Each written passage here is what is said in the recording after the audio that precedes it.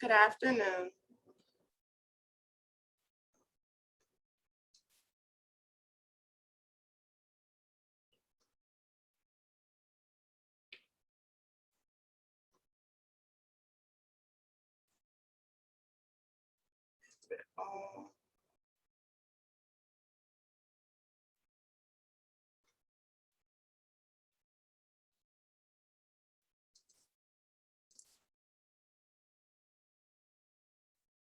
Good afternoon.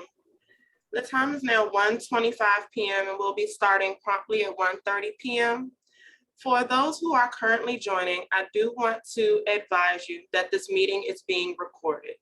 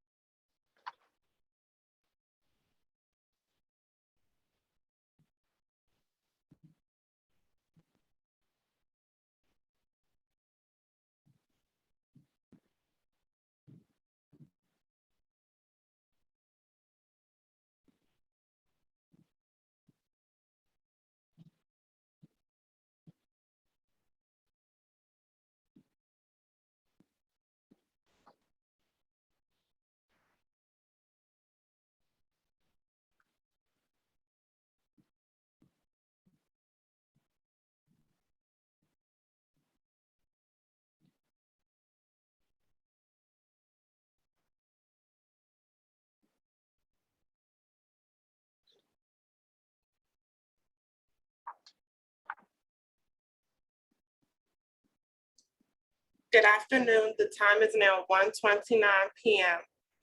and we'll be starting at 1:30 p.m. For those who are just coming into the room, I do want to advise you that this meeting is being recorded.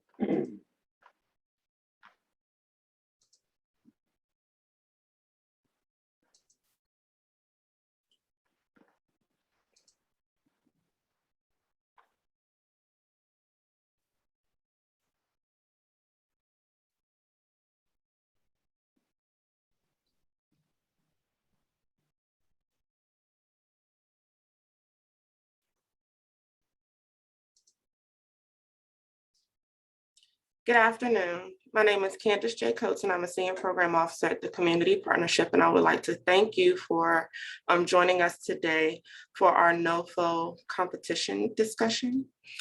We're going to be led by Jose Lucio, who is our Chief of Contracting and Procurement.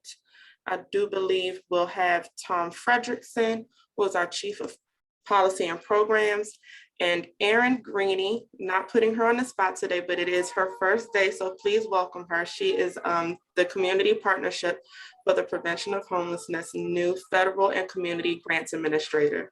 So welcome her to the team, and also give her a nice warm welcome during our meeting. So I do want to give everyone a little bit of housekeeping while we are having our discussion today in our presentation. Please mute your computer, phone, tablet, microphone, headset, whatever it is you are speaking on today. If you could please mute your device while if you are not speaking. Feel free to type any questions that you may have in the chat.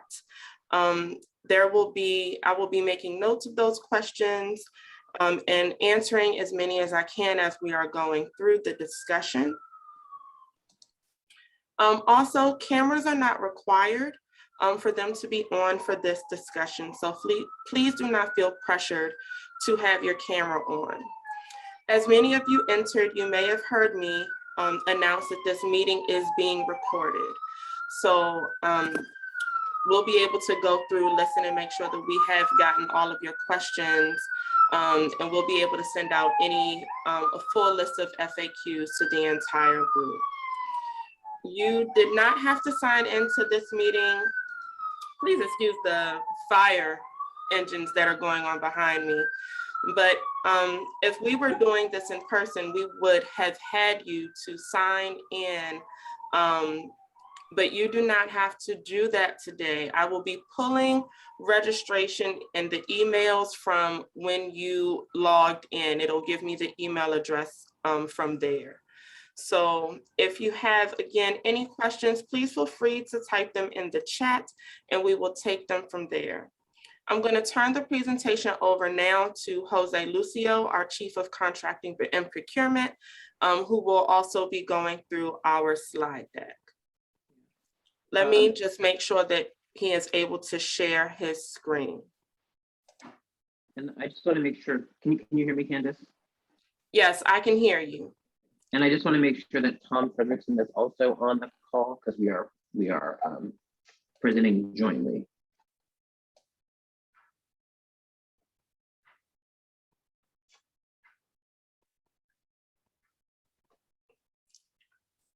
I do not see where he is signed in just yet, so we may want to hold off a couple minutes for him to log in. Give me 1 second, let me just reach out to him.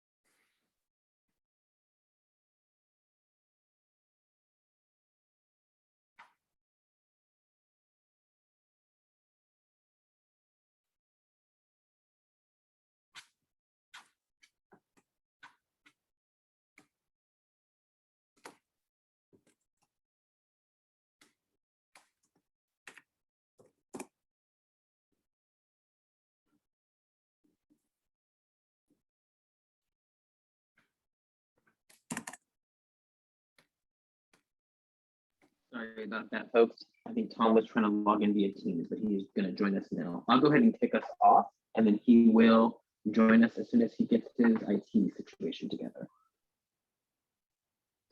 So it looks, actually, Candace, it sounds like there might be 20 people or so on Teams. I'm just going to send out this link to the whole group again really quickly too before I get started, just to make sure that there's not people in a different location. and that everybody gets access to the same information.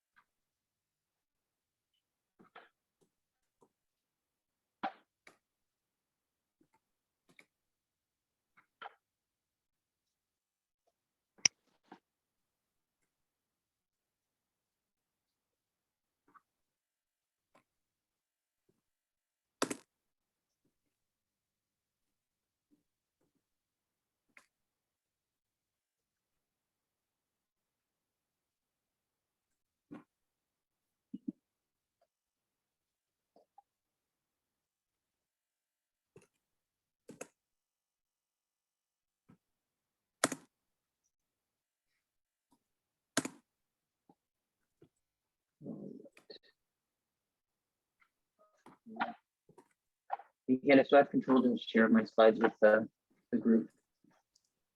You do have permission to share your slide.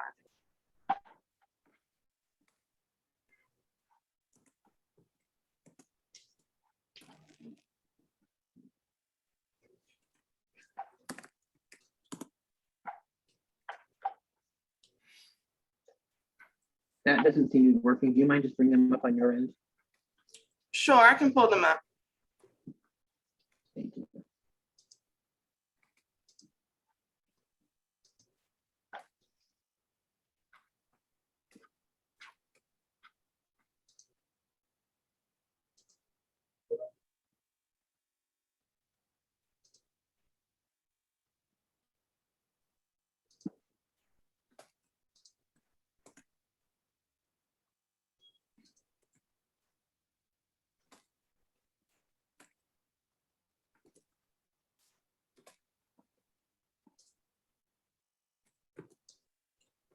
And so I do have the slides presenting. Okay, it looks like people are joining from the other line, so I think that's good. So they're getting the email. And I will start as soon as Tom gets on the line.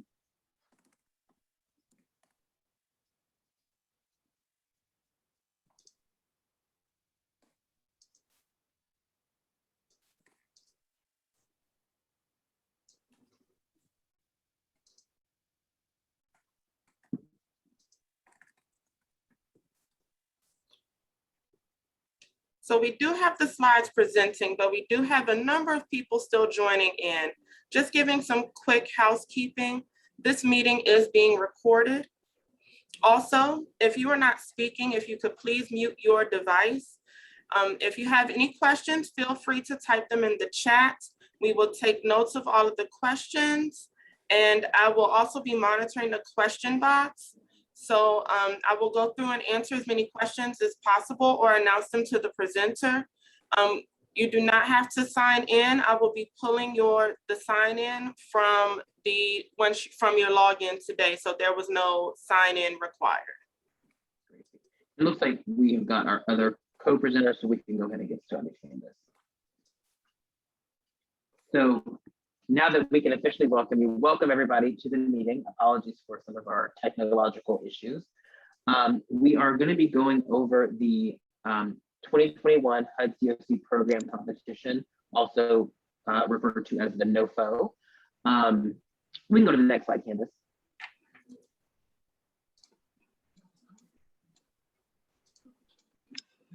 These are the time we can even go to one more ahead of that.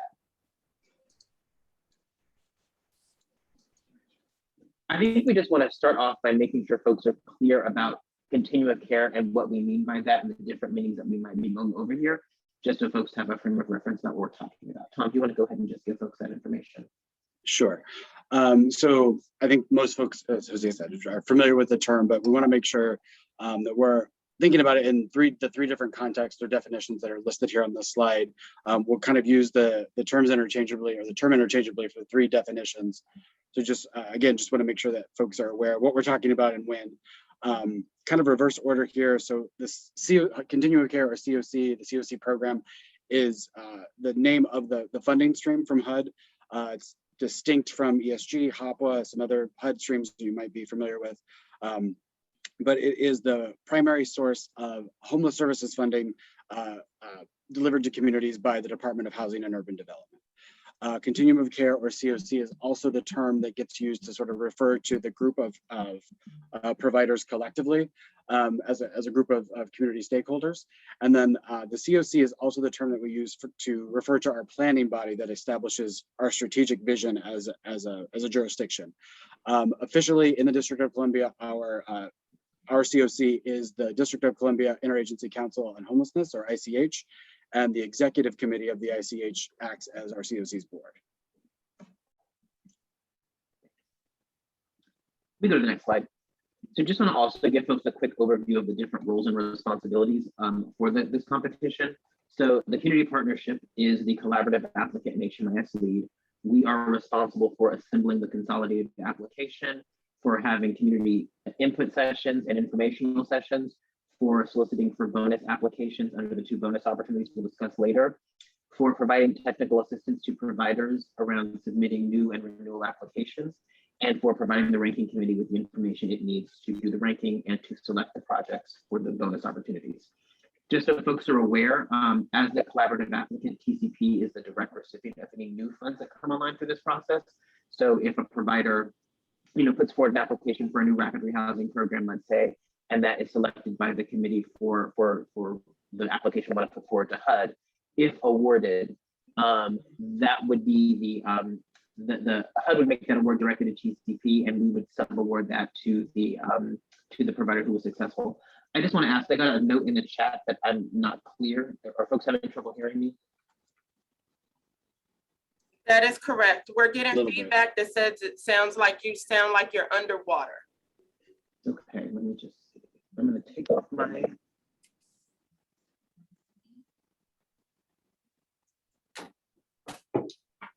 Tom, can you take us through the next piece of this? My audio. That audio that you just had before you put your AirPod in sounded good. Okay. Okay, guys. So I need to. So let me fix that while Tom, if Tom can take us through this next set of slides. Awesome. All right. So we mentioned the ICH is sort of acts as our COC, with the executive committee being the COC board. TCP again being the collaborative applicant for this funding, and so we're the entity that submits the application and the materials to HUD on behalf of the District of Columbia. Go ahead to the next slide. Yes, and I can take back over, folks. Can you hear me okay now? Good. Okay, so the ranking committee is tasked with actually conducting the ranking of projects. We have about 40 to 45 programs that will be going through the renewal process. They will be ranking those from 1 to 45 using a combination of HMIS data from the HMIS comparable database, as well as some supplemental information that we will have the providers submit through their justification letters. They'll also be looking to make sure that each project application aligns with the district strategic plans. The ranking committee is made up of non-conflicted community stakeholders. That means folks from providers, programs, government agencies who have grants that are going through the renewal process or who are seeking new funding are not eligible to serve on our ranking committee. Project applicants are the individual providers who are submitting applications for new and renewal funding. They are responsible for submitting complete and competitive applications that increase the overall competitiveness of our application package. And of course, HUD makes the final decisions about what projects they fund and to what degree. All right, and the community feedback session. So part of this process is that we need to engage our community stakeholders around what our local competition is going to look like. As you can imagine, the notice from HUD lays out a set of criteria for the overall competition, but part of what it also lays out is the expectation that communities are developing their own competitive process that meets the needs of their system. So with that in mind, we had a series of feedback sessions with the Family System Work Group, the ICH Consumer Engagement Work Group, the Collaborative on Human Services and Domestic Violence, the Youth Action Board, or DC SHI, and the Singles Adult System. They gave us a series of feedback on topics like our local priorities, on things like local ranking criteria that we wanted to use and the ways in which we wanted to use the bonus opportunities that were available through this notice of funding. The executive committee, in its role of our COC board, approved and rejected some of that feedback, and we'll be going over those things as part of this presentation today, as well as in the training sessions that we have on completing the applications. We can go to the next slide. So Tom, I'm going to take us through the timeline of this. So folks can see on the screen now, we have about 90 days in total to submit the entirety of the package to HUD. That's a pretty typical for the competition. The notice of funding was released on August the 18th, and kind of unofficially, the 90 days is broken down into three sort of roughly 30-day category or stretches. What we just kind of wrapping up right now with what Jose was talking about with the input sessions are sort of the information gathering portion of this, where we're getting feedback from the community about what we should be including in our application in terms of, again, those policy priorities, the ranking criteria, that sort of thing. Obviously, we're here today at the community meeting on the 15th.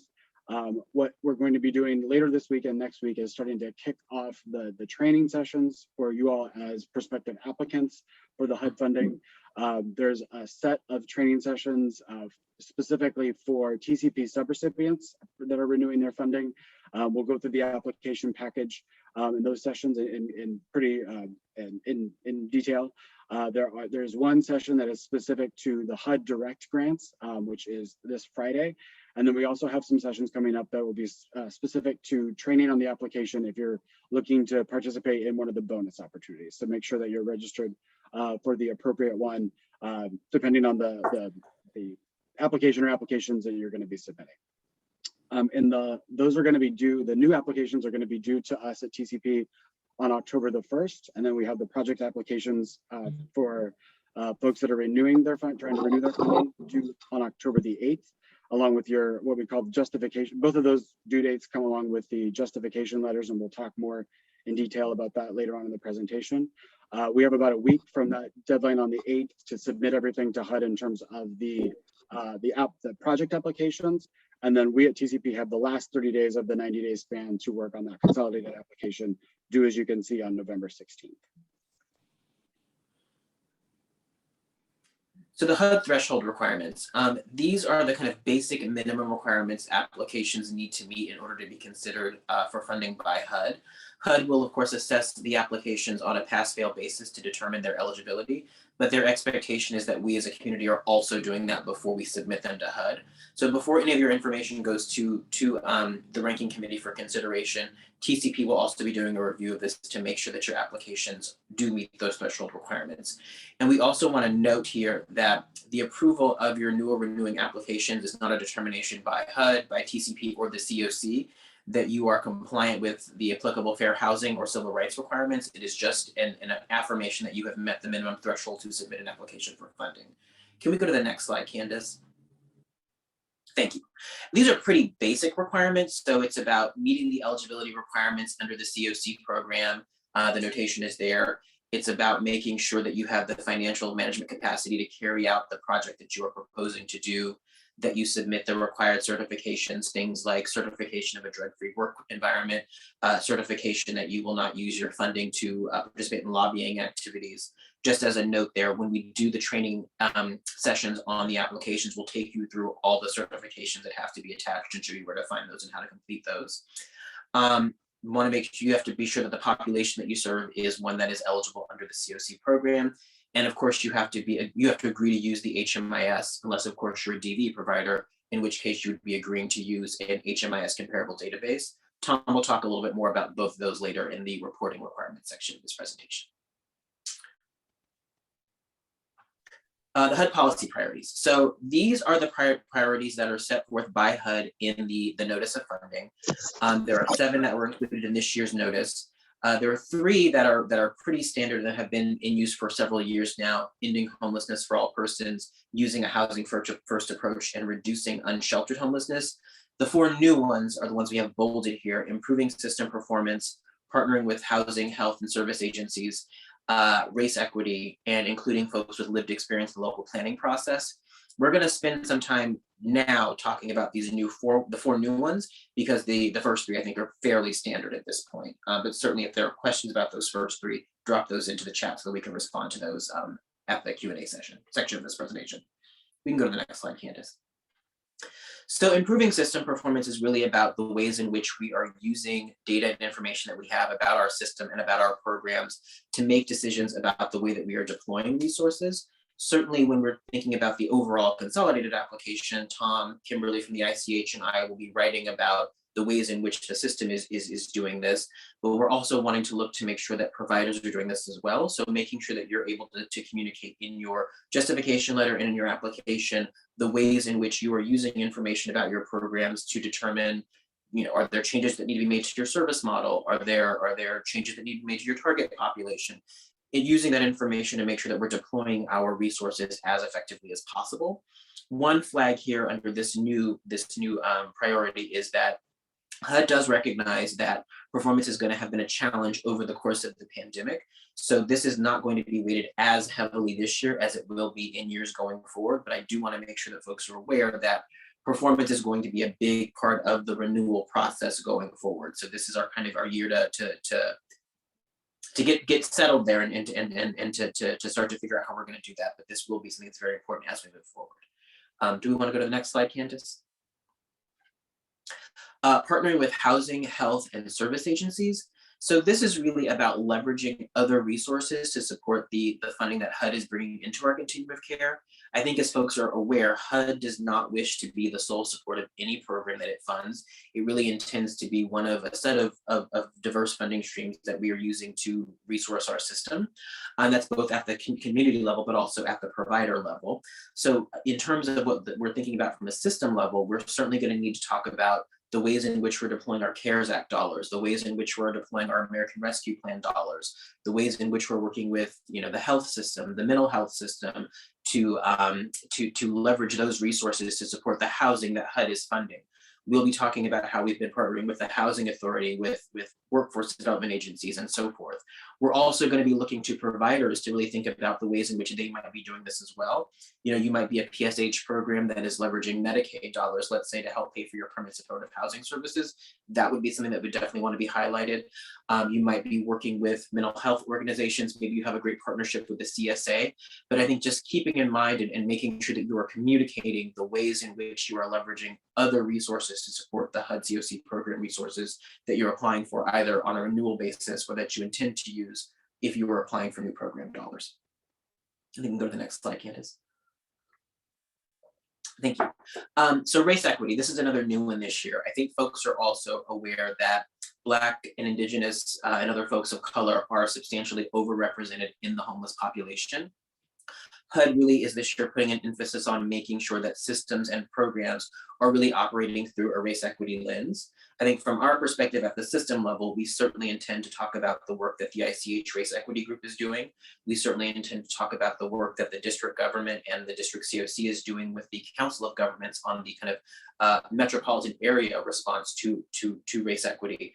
But we also are wanting providers and programs to be thinking about this as they're putting their applications together, thinking about the ways in which you are delivering services in a culturally appropriate way, the ways in which you are ensuring that you are not advantaging or disadvantaging folks on the basis of race, unintentionally or intentionally. You can go to the next slide, Candace. And then including people with lived experience in the local planning process. So here again, we will be talking about our Youth Action Board, the DC SHI. We'll be talking about our Consumer Engagement Work Group. We'll be talking about the ways in which they gave feedback on this local competition. But we also want to hear from providers in their applications and in their justification letters, the ways in which they're including the voices of the folks they serve in the way that they are implementing programs, in the way that they're designing programs. It is really important that we demonstrate to HUD that the folks who we are delivering services to have a real and meaningful voice in the way that we design our programs. We can, thank you, go to the next slide, local priorities.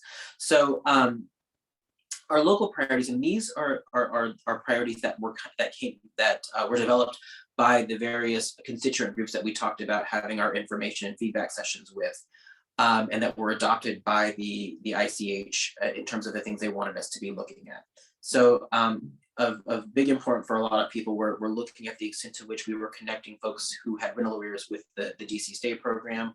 Want to look at folks' participation in coordinated entry or the CAP system. Those are provider participation. Also want to look at the number of referrals for a given program that are rejected by clients. Want to know if there are programs that clients are just not interested in anymore, especially as we're thinking about the appropriate deployment of services. Want to look at connections to healthcare after placement and assessing mental health before and after services. Also want to look at the number of terminations, suspensions, and transfers as a reason for exit. Now, we certainly understand that there are lots of legitimate reasons why those would be reasons for someone to exit, but I think we also want to look at programs where the majority of exits are happening based on these and what that might mean in terms of service delivery and service quality. These are some of the other requirements of the HUD COC program. So the first one here is equal access in accordance with an individual's gender identity. So there is in the federal rulemaking and Federal Register, this rule around equal access. And essentially what it boils down to is that making sure that folks who are transgender, gender nonconforming of other genders have equal access to programming as everyone else does. As folks who are current recipients of TCP funding, whether that comes through DHS or HUD, we drafted a policy around serving transgender and gender nonconforming clients that was adopted by our ICH and is now included as a requirement in the contract. So anybody who would be seeking new funding would need to be aware that they would be required to abide by this rule and that would be something written into their contracts. And folks who are not willing to do this would not be considered for funding by the COC. We can go to the next slide, Candace. And this just does what I just said. So we can go to the next slide. The match requirement. So as I mentioned earlier, HUD does not intend to be the sole supporter of any program that it funds. If you are applying for HUD funding, you need to have an amount equal to 25% of what you're asking for HUD to provide to you coming from somewhere else. So if you're asking HUD for $100, that means you've got to have $25 coming from somewhere else at a minimum. We can go to the next slide, Candace. Your sources of match can be cash or they can be in kind. So it could be another public or private grant. It could be, donations of goods, of services. It could be real estate. It could be the actual program facility. One question we often get about, because thinking about this idea of being able to leverage other mainstream resources or other funding streams to support grants, just want to give like an example of what is allowable and what's not allowable there. So if you are a provider who is able to bill Medicaid directly, let's say for services, or you're able to bill DBH directly for services that you provide to folks in your program, that is something that you can definitely use in terms of your match requirement. Now, what you could not do is say, oh, I run PSH and all of my clients are receiving Social Security benefits. Those benefits being paid directly to the clients are not things that you could count as match. So it's money coming into the program that you use to operate the program, not things that are coming into your clients directly. Another note here is that commitments of land, of buildings, of equipment are one time and cannot be used from competition to competition. So if you are applying for the first time and you have a program location you intend to use, you certainly could use that in your new application for funding. But at the point you are renewing, you would have to come up with another source. Similarly, if you used your building last time, you can't use it again this time. Okay. Tom, can you talk us through the HMIS and the HMIS comparable database? Sure. So just for those that might not be familiar with HMIS, this is our web-based repository of information on folks that are both experiencing or formerly experiencing homelessness. All of the programs that have a contract with HUD, with TCP, with DHS, et cetera, have to participate in HMIS or in a comparable database if you're a domestic violence program to report on not just the roster of folks that you're serving at a given time, but demographic information on those folks, the income sources they're receiving, the disabling conditions they might be living with, and other kind of programmatic and person level information on the folks in your care. And so this would be a kind of a baseline requirement, participation in the HMIS for anybody looking to operate a program with HUD COC dollars. TCP actually, so we are the administrator of the HMIS for the district, and so we'll provide access to the system free of charge. There's nothing for you as a provider to spend on to establish your access to the system. We cover the training as well, so everything kind of associated with this requirement is covered sort of by TCP in our role as the administrator for the system. On the next slide, just some quick words here about that HMIS comparable database. I think obviously folks are aware the VAWA and FIPSA legislation means that domestic violence programming cannot participate in HMIS because there's publicly identifiable information in that system. And so you would need to establish connection with a comparable database to the HMIS to track the same kinds of things as the non-DV programs are tracking in the HMIS to meet the HUD reporting requirements. And there's a little bit of additional information on the next slide, sort of about what it means to be an HMIS comparable database. And by and large, it's the same level of security for the information. There's controls over who can see what in the system. But in order, again, to be able to participate in the HUD COC program, this system has to be able to has to be sort of informed by the data standards that govern HMIS so that you can produce, again, the same kinds of reports, collect the same kind of information on the program participants to meet your reporting requirements to both TCP and by extension to HUD. So just a quick word on those reporting requirements, whether you're using HMIS or a comparable database. As a part of your renewal application, there are some pieces of that rely on program level information on your participants. So there's a component of your application that will come from the data that your programs enter into the HMIS on the folks that you're serving. So TCP will be discussing that in our various trainings over the next couple of weeks. At the end of your grant term with HUD, you have to submit what's called an APR, or annual performance report, that covers sort of over your program year, number of folks that you serve, number of folks that left the program and where did they go, what income sources did you connect them with, what is their demographic makeup, all the kinds of different data elements that are collected in HMIS. You're basically using HMIS to report to HUD on what your program looked like over the cycle of your grant, and that is due each year that you're continuing to receive the funding. We at TCP, we use the HMIS also to gather data for two big data and reporting projects that go to HUD and to DHS. Those are the point in time and the homeless youth census, which I think, again, most folks are probably familiar with these, but these are sort of snapshot looks at the system. And we can provide information on the size and the scope of the entire continuum or population of folks experiencing homelessness. And by and large, that data comes, the numbers that you see when you see our PIT, our HYC reports, about 90% of that comes from HMIS, from providers like you all submitting their information to TCP via that system. One of the key pieces that we've introduced over the last couple of years with HMIS is the weekly occupancy report. This is a report that we do each Thursday, and it basically gives the community a snapshot of the number of folks or households in your program as of that date.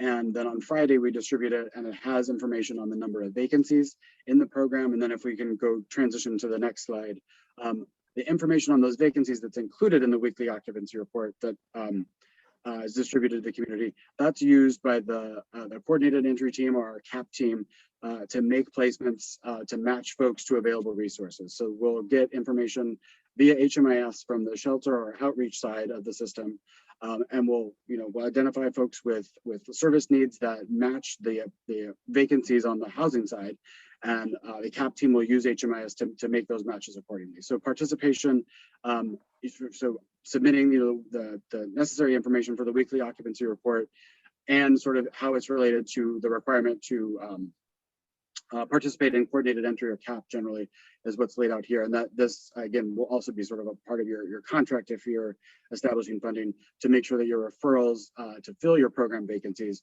are coming through the coordinated entry process. The environmental review, this is really going to be for anybody thinking about new funding. If you are selected for funding, one of the things that we have to do is ensure that we are looking to see about the potential environmental impacts of a given program. What this basically boils down to is that we need to make sure we're not putting new programming in danger zones. For example, we would not be allowed to put a new program in a known flood zone as one example. We wouldn't be likely to be able to put a program on the site of a large chemical spill or something like that. So there is something that we have to do with that.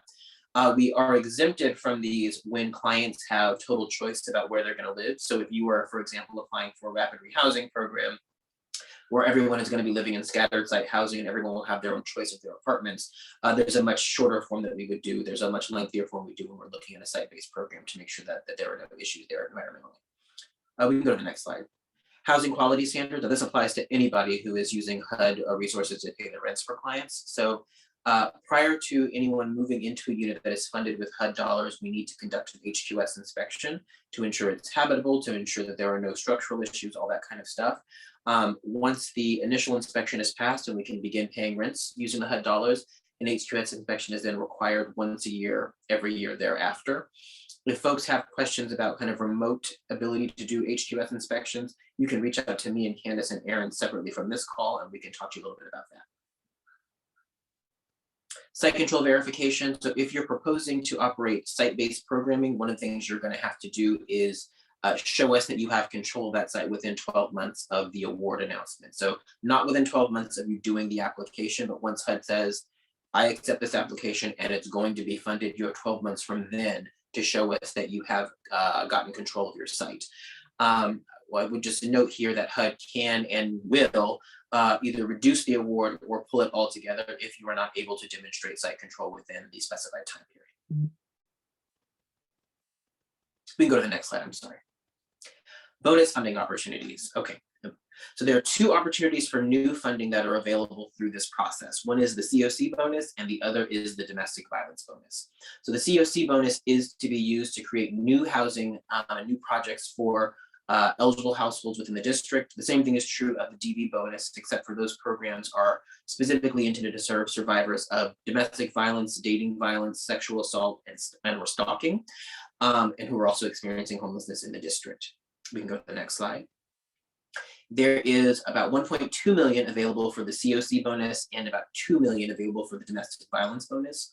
Now, one thing I just want to make sure that folks are clear on is that full 1.2 or 2 million is not what's going to be renewable from year to year.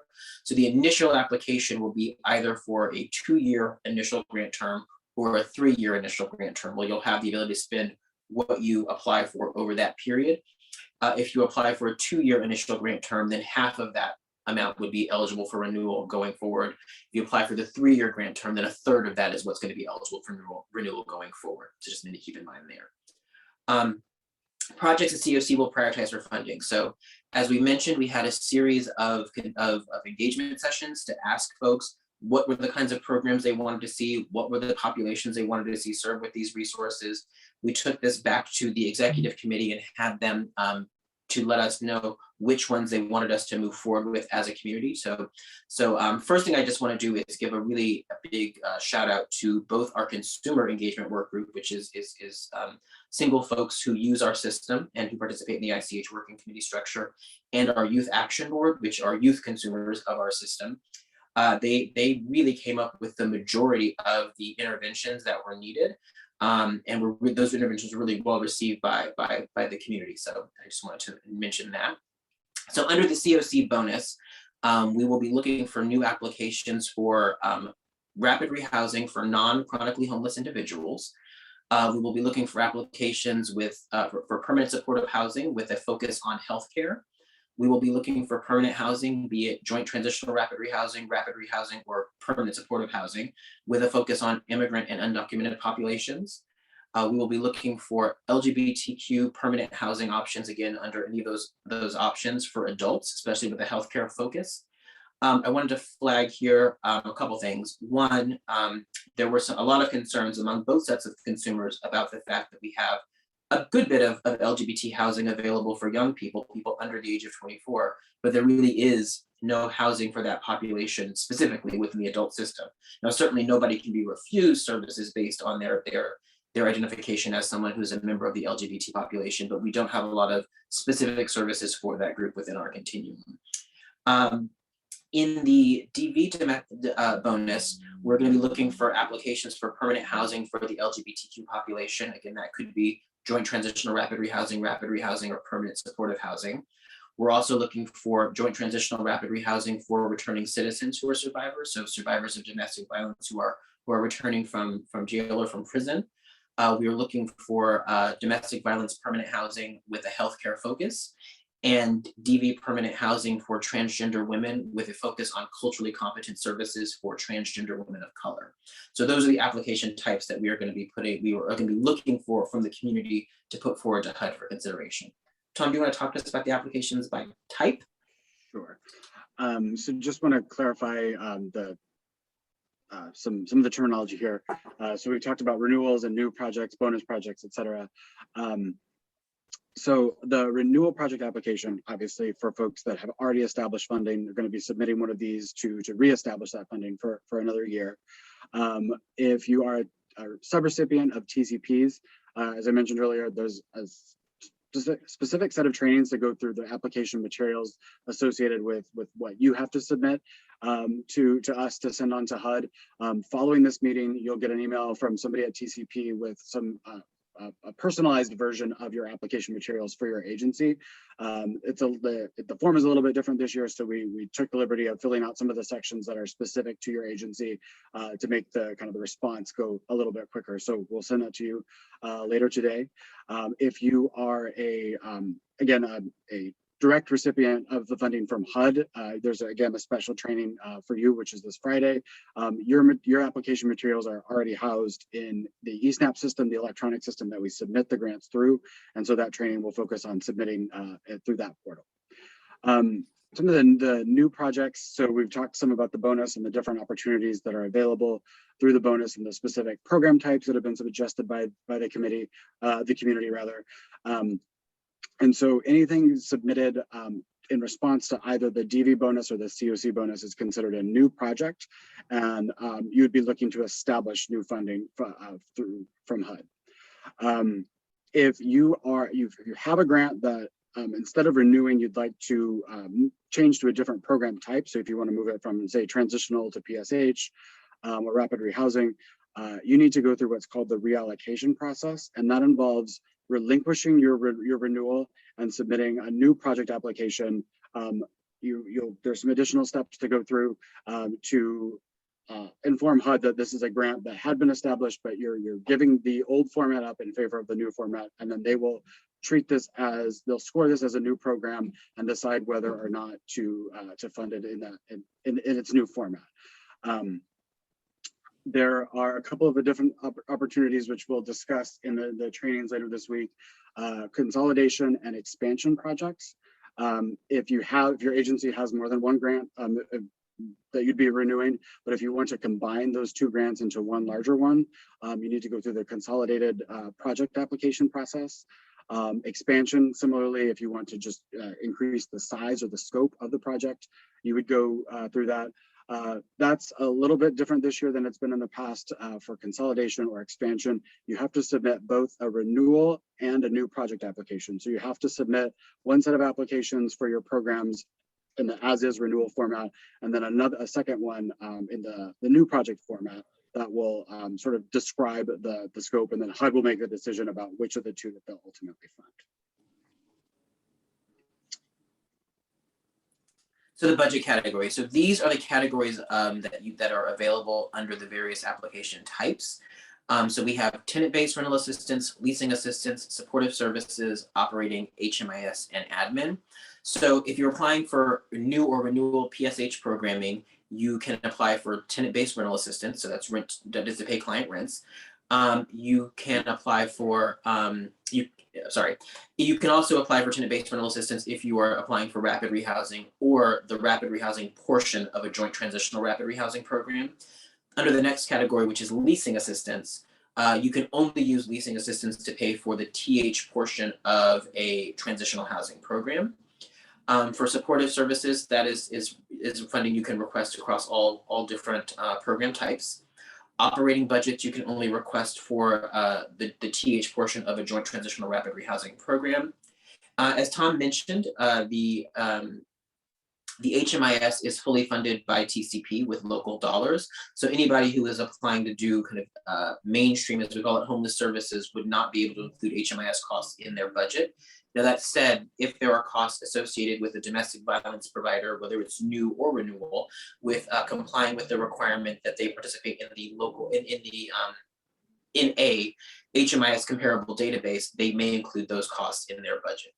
Admin is available across all the areas. Admin will be assigned to us by HUD. They will tell us at the time that they make the award how much our admin amount will be.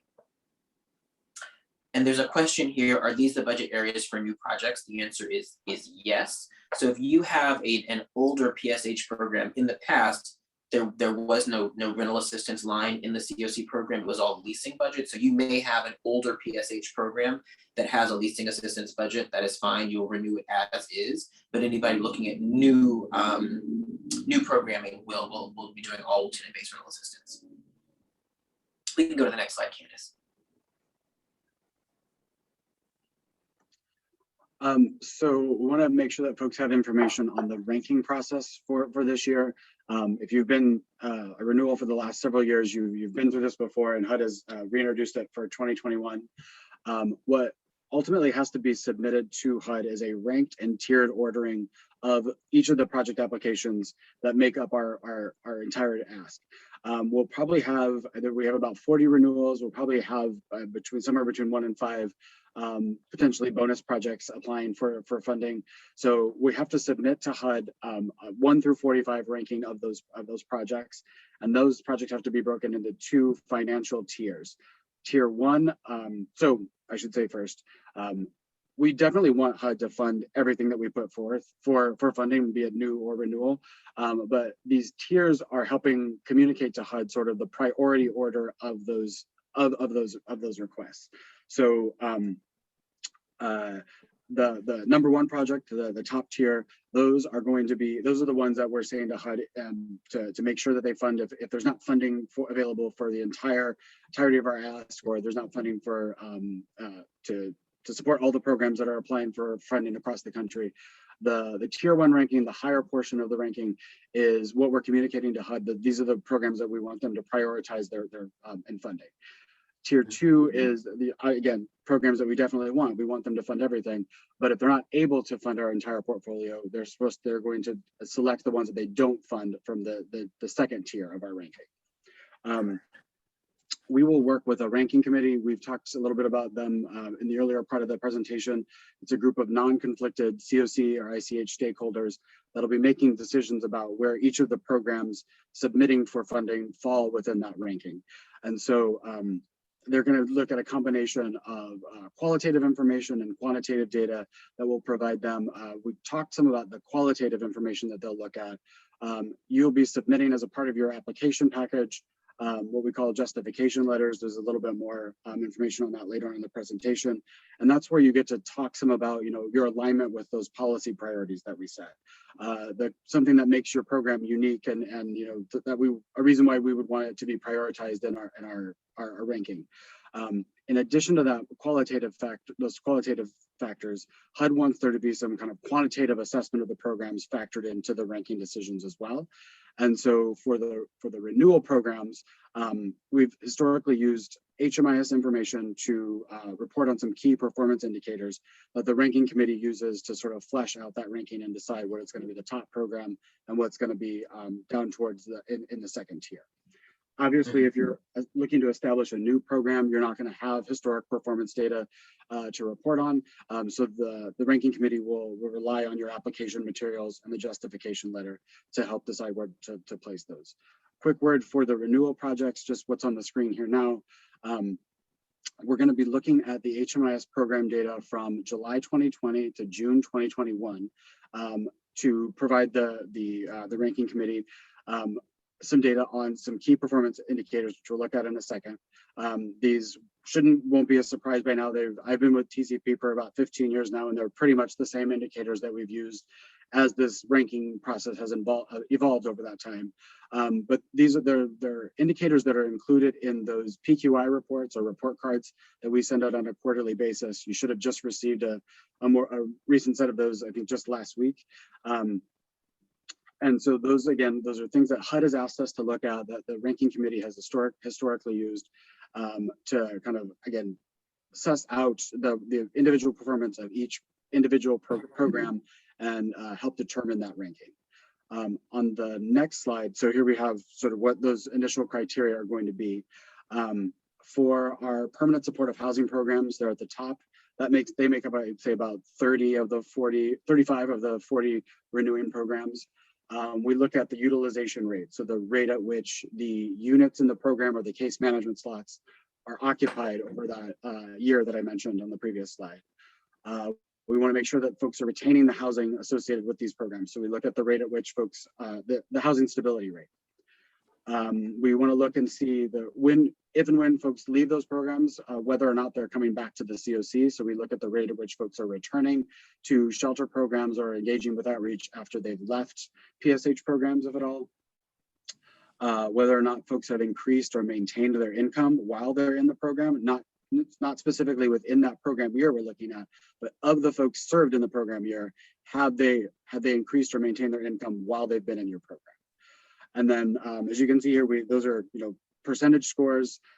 We turn those into points out of 100, add those up, and that is what helps determine sort of the preliminary ranking that the ranking committee will use. If there is a tie between two PSH programs, we look at those programs' length of stay. And again, we want to make sure that people are retaining these units. So the program with the longer average length of stay would get rated a little bit higher than the other program that it tied with in the initial ranking done by the ranking committee. Similar information and indicators for transitional and rapid rehousing programs. Also look at the utilization rate. We look at the returns and whether or not folks are coming back. We look at income increases. I think the key difference for transitional and rapid programs is that folks are intended to leave those programs more readily than a PSH program. And so we look at exits to permanent housing, not just to PSH, but our folks leaving those programs and going on to some kind of permanent housing after they've left. And then we have a similar length of stay tiebreaker for those programs. But in these kinds of programs, we want to see lower lengths of stay. So if there were two programs that tied, we would rate higher the one with the lower average length of stay. Now, these are just kind of baseline criteria, again, that the ranking committee will use to sort of their first pass at the ranking. They're, again, going to factor in your application information, your justification letter information, the more qualitative type information. But on the next slide, I believe, we have some of the additional sort of suggested criteria that came out of the meetings that we had earlier in the week. Go ahead to the next slide. And I believe we've even seen this slide earlier in the presentation, kind of just different things that sort of are kind of speaking to the way in which our system is changing and things that the community wanted us to sort of assess on that quantifiable, in a quantifiable way for this portion of the ranking.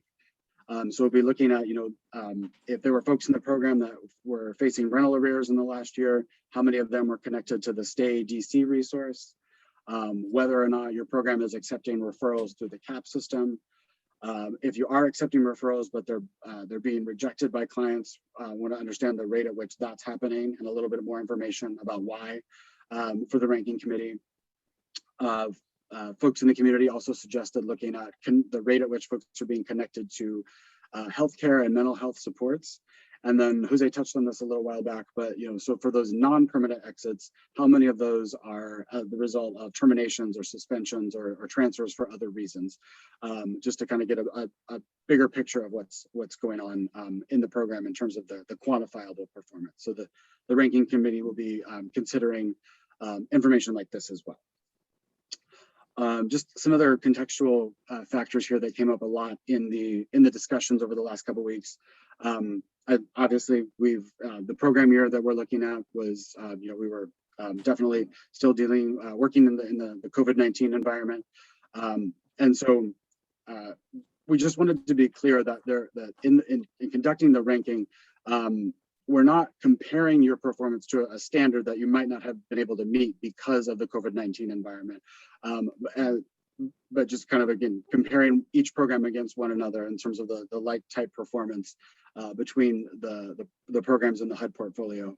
But the committee understands, and HUD definitely understands, there's a lot of language in the NOFA about how they kind of expected performance to take a little bit of a hit in this year because obviously we were all sort of working in COVID response mode. So one thing that I would say sort of before we get into the justification letter slide a little bit further, that's going to be a good place to sort of highlight kind of any significant impacts your program faced during those months while the pandemic was, while we were all kind of working in that environment, to sort of give the ranking committee some additional information about why and how your program performance was affected.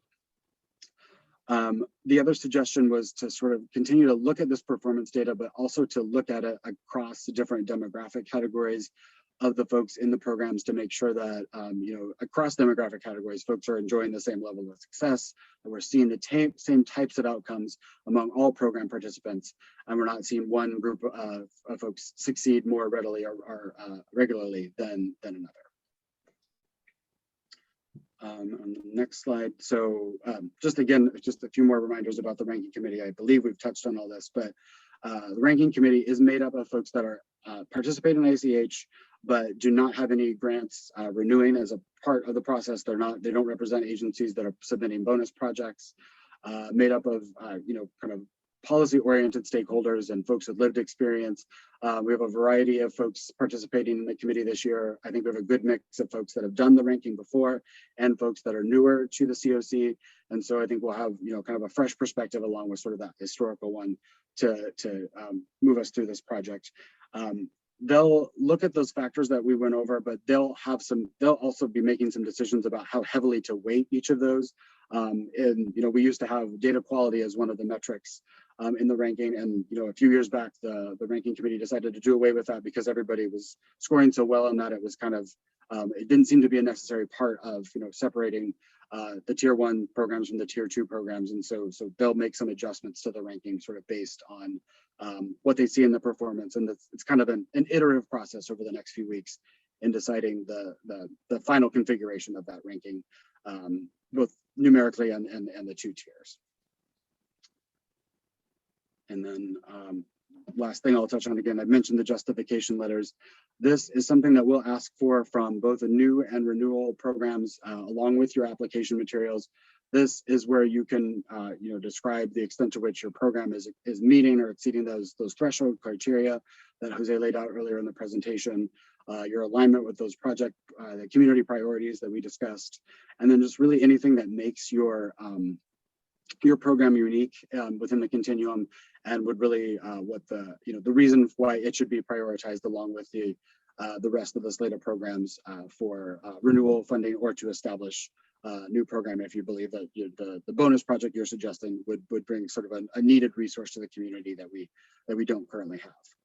Yeah, one thing I would just flag for the justification letters is we're going to be sending out instructions for some of the things that you need to make sure that you're discussing in your justification letters. But one thing I would say is that we've heard this from the ranking committee a few times, is that for providers that have more than one project, it's really important that it's clear that you have the justification letters are different from each project.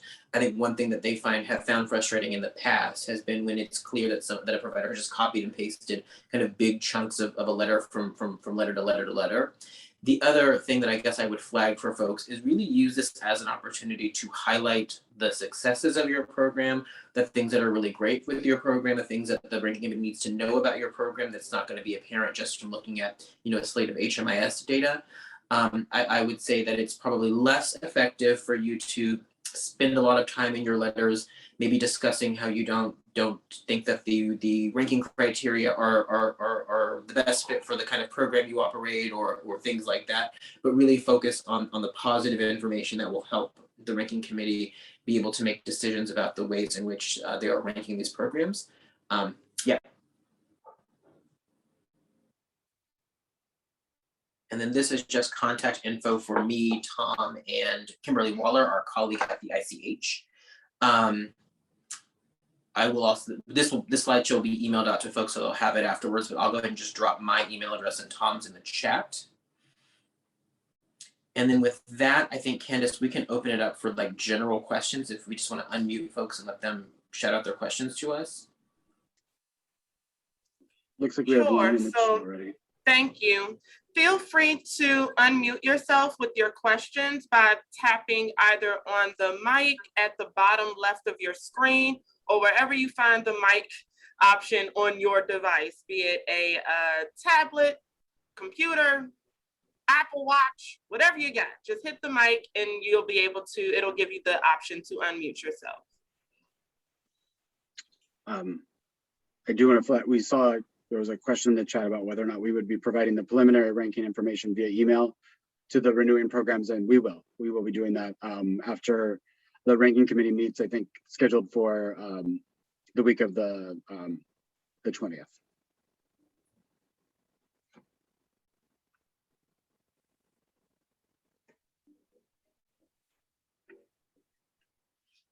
The next question reads, if tier 1 is 24 million, does that cover the expense for all current renewal programs? In other words, do we anticipate needing to cut any programs in the ranking process? So I think it's hard. So if tier 1 is 21, I think it will depend on how the ranking shakes out, right? So the bonus amount that we have available is about equal to what we need to put into tier 2. So potentially, depending on what comes back in the justification letters, what comes back in the ranking committee might choose to place the bonus applications at the bottom of the list. And I think there's some good reasons to do that, right? Because, you know, the bonus applications at this point are really the idea of new programming. That is what that is, right?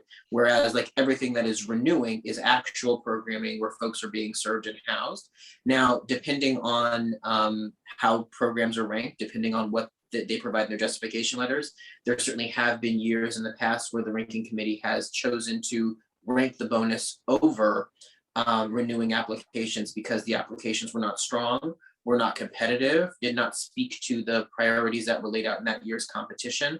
So not sure if that fully answers your question, Chris. If not, either shout out in the thing or just shout out in the call. Next question. For new projects, is tenant-based rental assistance factored into a provider's match requirement of 25%? It is, yes. The only part of the budget that is not factored into the match requirement would be leasing. So to answer your question, Sean, if you're applying for a new PSH program, a new rapid rehousing program, the entire amount you're applying for, you would need to account for that in your match requirement. If you're applying for a new joint transitional rapid rehousing program, the leasing portion that would support the transitional housing would be the only part of your application that would not be subject to the match requirement. There are no more questions in the chat at this time. Feel free to unmute yourself so then that way you can raise any additional questions that you may have.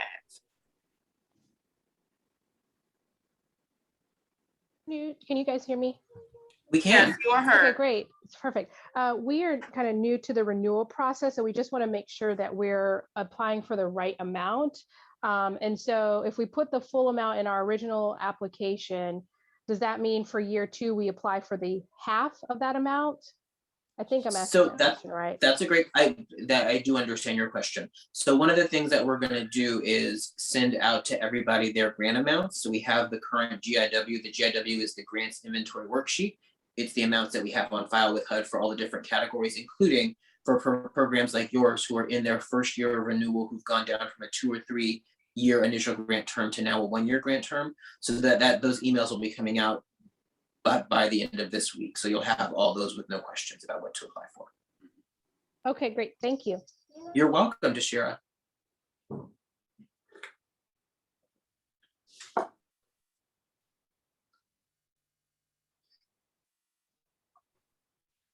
Oh, something else in the chat, it looks like. How are the additional local criteria regarding connections to healthcare, mental health being compiled? Is this through HMIS?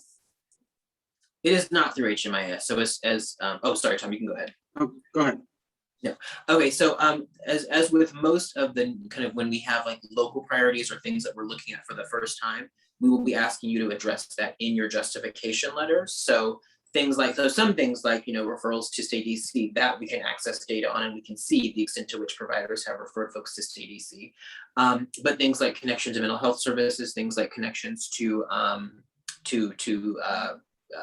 medical health services are not necessarily things that have been required to be captured in the HMIS. So those are the kinds of things we're going to ask you to speak about in your justification letters. If you own your property, can you factor that into the match value? You absolutely can. You can use your real estate. You can use your buildings as your match to meet your match requirement. The one thing I would say there though is that you can only use that one time, right? So if in this competition you apply for a new program or renewal program and you put your building or your property as your match requirement, that will be acceptable and that will be what we put forward. But you won't be able to use it next year. I think the other thing that I always want to make sure folks who are applying for the first time are aware of is that there are many, in most cases, if you have grants that start probably between the first half of the year, they are likely to start late. We usually get our grant agreements 1 to 3 months late for the first half of the year. So we always encourage folks to use cash match because that there will likely be some portion of the year where they will need to flip the program or we're waiting for HUD to execute the grant agreements. We got a question from Danny. Let's see. Has TCP collected any of the interested organizations that will be pursuing bonus? So there have been a couple providers who have reached out to us who have expressed a high degree of interest in applying for the bonus opportunity. We're not collecting a list of providers that are interested in doing that. I think if you are a provider who is thinking about applying for one of the bonus opportunities, you should just go ahead and submit the application to do so. I would also recommend that you sign up for the Nofo session on completing the project application training on completing a new project application. And you can also reach out to me and Tom and to Aaron with questions about what you might be thinking about doing. Does it align with the things that have been listed here that the community wants to see our priorities for?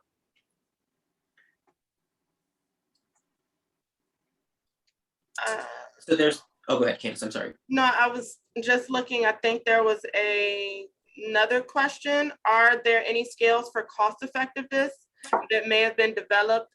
Examples given, a range, average by program type. HUD seems interested in this factor. They do. So I think so. There really isn't. I think one of the nice things about applying for HUD funding, if you get it, is that you are designing the program that you want to implement, and you are designing the budget that you think supports that program. It's really hard to kind of do averages across programs because they're all so varied. I mean, you have programs that are very small but have a very high service level. We've got some providers who their specialty is providing behavioral health services to folks who are chronically homeless. In some cases, it's really expensive, right? Because they're building a lot of stuff into their supportive services budget. But in some cases, at least from HUD's perspective, it's really inexpensive because they're able to build Medicaid or DBH or other resources to pay for those services. So for us, it's more about you designing the budget that you feel like will reasonably allow you to deliver the services that you say are needed to serve the population you propose to serve.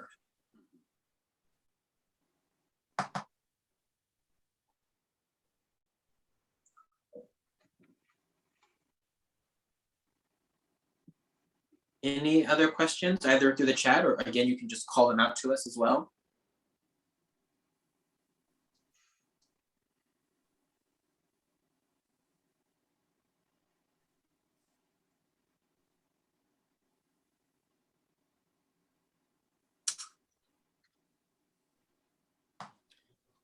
All right, I'm going to call it and say, no, there are no questions since I don't see any more coming in and I don't hear anybody shouting out to me.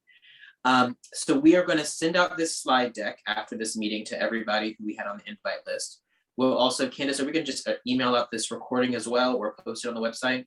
Yes, I will download the recording and we can upload this to the website or send it out via email to our email list. Let's do both. Work. Let's do both. If you can send it to me, I'll include it with the slides that go out as well, and people can have that. I'll also just include in that same email, we already sent out the links to register for the training on the what's it called? On the project applications and so forth. But just in case folks haven't seen that, they can go ahead and sign up for that. Gonna give you one more chance to shout out any questions or type them into the chat before we break.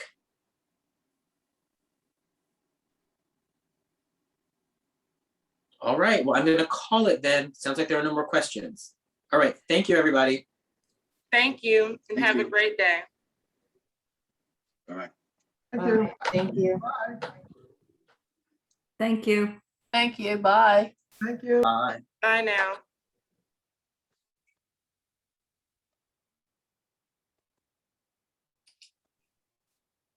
Make sure I can export the chat.